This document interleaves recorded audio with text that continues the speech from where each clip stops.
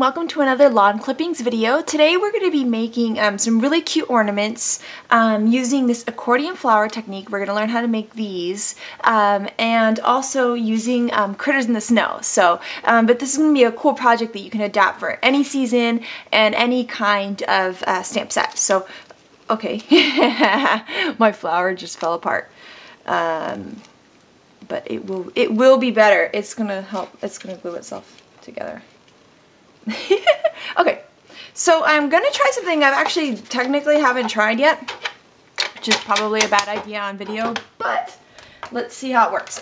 So right now, that one that you see there is a small one. I used a 1.5 by 12 strip of paper. This is basic gray jovial paper. I'm kind of in love with this paper. It's so pretty. I would probably wallpaper my walls with it. And so what I'm going to try to do is actually, I want to make a giant one. So I'm going to take these two papers and extend it.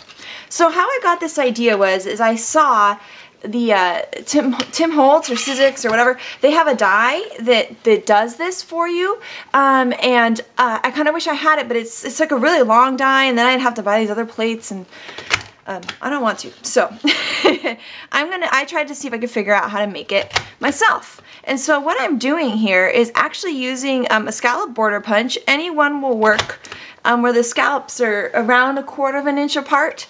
Actually, you could probably do it bigger and see what that would turn out like that too. It could be cool. And you don't need the scallop per se, but I think it adds a little something to the flower. So I really like it. So I'm just going through and I'm gonna punch out both these papers. And then we're gonna attach the papers and see if we can make a giant, awesome accordion flower that we're then gonna put one of the critters in the snow on top of. So I'm excited about making this. I'm really excited about decorating for Christmas already. I always say I'm not gonna be one of those people who's already getting ready for Christmas, blah, blah, blah, but I am, so. Oh my goodness, but we're having 14 people at our house for Thanksgiving, so really, I should probably be a little more concerned about getting through Thanksgiving. But I'm just gonna go through and keep punching this. Okay, so, oh, by the way, save these strips. They look really cute on cards. So you can see I have a bunch of them saved here so I can use them on something later. And but these little pieces, I'm sure somebody could find something to do with, but I throw those away. So right now, what I'm going to do is some of these, like, I didn't measure it to be perfect, so I'm going to cut off. Oh, those are my sticky scissors. These are my sharp scissors. I'm going to cut off so it's just the perfect scallop at the end. So I'm just cutting off these two bits right here. And I'm going to do that on the other one too. And so now I'm going to show you what I'm going to do next, and I'll just show a little bit of that, and then we'll fast forward because it is boring. Okay. Oh, all right. Score Pal. Okay, I love my Score Pal. You guys know I love this thing. But this project leaves me wishing I had the Martha one because she has an every 1/4 inch majigger, you know, to score down. And I kind of wish I had that. But I'm going to show you how to do it on the Score Pal, and it can work on any scoring device. You could also just take a ruler and score it. I found this scoring tool. This is from this card kit that my mom bought me, like, I mean, forever and ever and ever ago. And I still have it because it's awesome, and I use it for a lot of stuff. I use it for taking glue dots off the paper, which is why it's covered in glue. But it leaves a really sharp score line versus the Score Pal one is a little too wide for my liking for this flower. So anyways, that's just my own preference. So what you're gonna do is you're gonna take your paper, you're gonna line it up, you know, push it up against the top of your scoring board, and you're gonna take this little edge right here where the scallop is, and you're gonna score that. You just need one score line. And then you're gonna go down and line up the next one and score that. And then you can start letting your paper go off the edge, unless you have that awesome Martha Stewart one, and score that.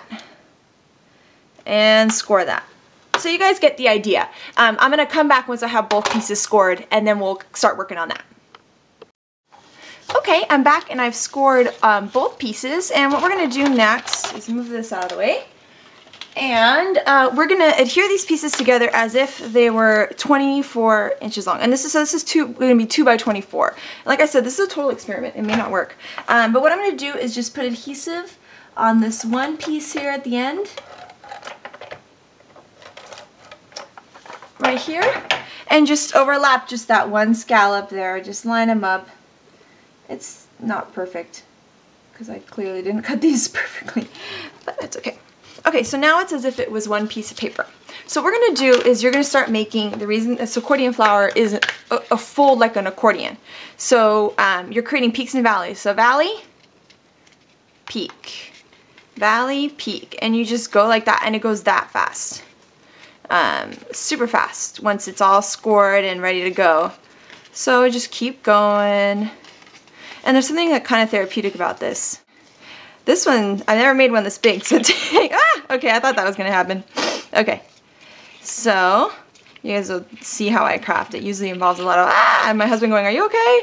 I think he stopped asking now at this point. Okay, so what we need to do is, now you have this accordion, and what we need to do is we need it to continue on its peak and valley journey. So as you can tell, what we need to do is adhere right here to keep this going. So what we need is adhesive on the back of this one right here. So I'm just going to put that on there, and I always test it out to make sure, because sometimes I think I know and then I put adhesive on the wrong one, you know. So let's okay, and what I'm going to do is just line up those scallops there and just press that together, and then just kind of push it all together so it kind of fits the same mold. Okay, so now we've got this giant accordion mess thing. And the side that I want to show is this side here, even though this side's super cool too. And what you're going to do is you kind of fold it out like that, and then you kind of force it to go in that way. So I'm going to do that again. So you have this piece like this, and whatever side you want on the outside, you're just going to go like that. And if you just kind of push it all together, it kind of does what you want it to. Now, you got this beautiful flower. The issue is you gotta get this thing to actually stay. So what you need is a nice backer to this. So I'm just taking a 2-inch circle punch and some cardstock. I just used craft cardstock. You could use pattern paper if it was, kind of thicker, but I wanted to make sure I have a thick backing for it. And this is just this is Marview cheetah punch. 2-inch punch. And what we're gonna wanna do is actually have this is going to go on the back, and it's going to kind of hold everything together. So right now I think what we're going to do is take some of this adhesive, and I'm going to try to cover this. I'm running out of, oh no. See, if I don't have my husband here to fix this for me, then it's the end of the road for this adhesive. I can never put that thing on correctly. It doesn't matter how many times somebody shows me, I mess it up. Okay, this to that, to the rescue. Here's some American Crafts, this to that. This one's actually, it goes pretty well around the edges, so that's pretty nice for the circle. And like I said, I'm just covering this thing. I'm not messing around here. Okay. And what we're gonna do here is make our flower again. And you want to kind of hold it all to oh, there's putter. I think my Studio Calico kit might have just arrived. I think that's what that was. Okay, so I'm going to take this flower and hold it all together and put it on this backer with the flower how I would like it to look. And just hold it down just like that. And it's kind of, I kind of feel like sometimes I'm like, oh, I don't know if I have control of it. But that's kind of how I do it. And then what I'm going to do is pour glossy accents in the center to hold it. I haven't found a better way yet. So I'm just doing that. And then the best thing that you can do is put a weight on it. So maybe we'll use this to kind of hold, because see how it starts to want to pop? So I'm going to push some of that glossy accents right around that edge there, because it's going to get covered up the middle. You could either, now you could do a button, and we're going to do a critter, but you could do like a button or another image. But right now we're just going to have that on there. And we're just going to look at this one real fast. So this one has had the glossy accents in the center, and you can still moving a little bit because I just made it. So if you let it dry overnight, you know, that would work well. There is my bear. And then now I'm going to color in the reindeer. Okay, so I'm back, and I used my black Copic marker to round my cutout images, you know, just to go around the edges so they look all finished and nice. And right now, I'm just going to show you how I'm going to adhere. Now, the cool thing is when you adhere the critter to the accordion flower, that's also going to keep it held down. Now, this one's already drying pretty well. So what I'm actually going to try to do is, I'm sorry, my dog thinks it's dinner time. Potter, shh, shh. Okay, so I'm actually going to try a layer of glossy accents all around here as my glue, because I was actually not quite sure the best way to adhere, you know, a cutout like this to the accordion flower. Okay, so I'm just adding more of the glue around.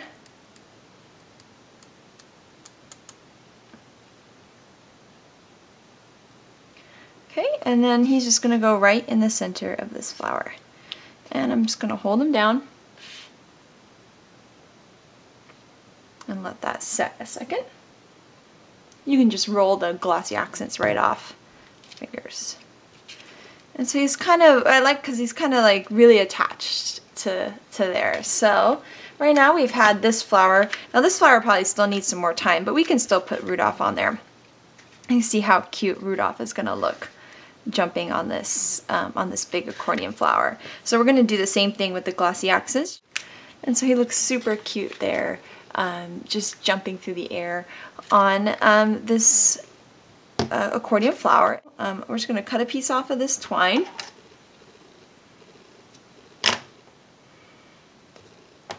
And what I'm going to do is tie a knot in the bottom. Then we're going to glue it so that you have a place to hang, just like that. I'm going to zoom out a little bit. Oop, that's in. So that you have a place to hang him.